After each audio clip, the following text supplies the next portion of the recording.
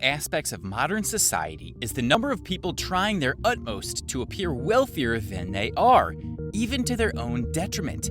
This is fueled in part by insane amounts of cheap and easy credit being thrown around by banks under the direction of the central banks, and to be completely honest, it is insanity.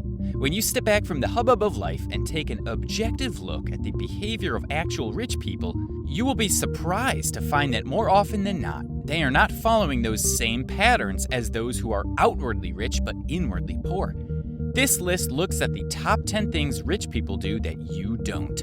Number 10, buy secondhand. Some things you can't or don't want to buy secondhand, things like underwear, food, and bedding. But when it comes to everything else, rich folk are the first in line to get a bargain by buying secondhand.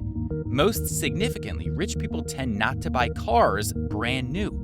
Understanding the horrendous depreciation that occurs in the first few years of a new car, or if they do buy a new car, they tend to own it for at least 10 years, ensuring they get the full value out of it. Rich people love antiques, which are not always particularly expensive, and secondhand furniture, but most importantly, they love the value of buying secondhand. Every penny that is saved by buying and recovering a secondhand sofa versus a brand new sofa can then be invested or saved for a purchase that helps secure your financial future.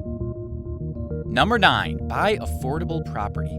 Fundamentally, rich people pay cash for their homes or have at least a 15% deposit, and rich people tend to buy properties no more than 2.5 times their annual after-tax income. Rich people also tend to buy older, pre-war homes, and it is very rare for the affluent to buy a brand new home or have a home built. This probably stems from the psychology of the rich, in which a high value is placed on quality, which was undoubtedly higher in the past, and not wanting to carry the initial depreciation of new goods, see item 10.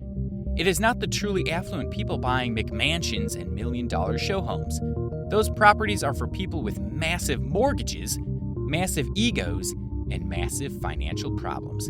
And of course, the few amongst us who have won the lottery.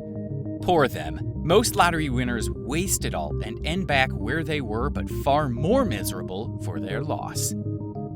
Number 8, buy it for life. False economy, the idea that buying cheap is always best. It is better to buy one pair of shoes for $100 that lasts 5 years than 5 pairs of shoes that cost $20 but last 1 year each and require 5 trips to the store. But try telling that to most people. Buy it for life is a trend to some, but a lifestyle for the rich. Wealthy people will spend time investigating important purchases before they make them to ensure that they are buying something that will last as long as possible and ideally retain some of its value. This is why a rich man will buy a $1,000 suit, a price that seems exorbitant to most of us. But in the long term, a suit in that price range will last for decades. And if the man or his wife is able to repair their own clothes, they can last a lifetime.